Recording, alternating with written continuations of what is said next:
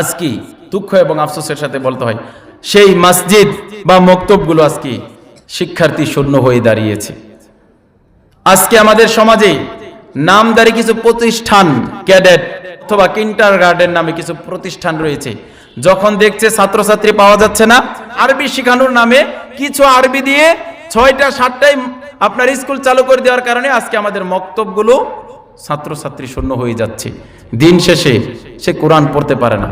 অথচ তারা বলে কি, দেখবেন এই যে এখন মাইকিং করবে, আমাদের প্রতিষ্ঠানে আরবি বাংলা ইংরেজি সব শেখানো হয়, আরবি বাংলা ইংরেজি সব শেখানো হয়, সুন্দরভাবে গুছিয়ে বলবে। অথচ আপনি যে দেখেন তুই একটা দোয়া সূরা শিখিয়ে তাকে তার যে মহান শিক্ষা, যেই শিক্ষার মাধ্যমে তার জীবনকে সে পরিচালনা করবে, যেই শিক্ষার মাধ্যমে দুনিয়াতে সে আল্লাহর বিধান বাস্তবায়ন করে পরকালে মুক্তি পাবে, সেই শিক্ষা থেকে তাকে ধরে নিয়ে যাচ্ছে অন্ধকারের দিকে।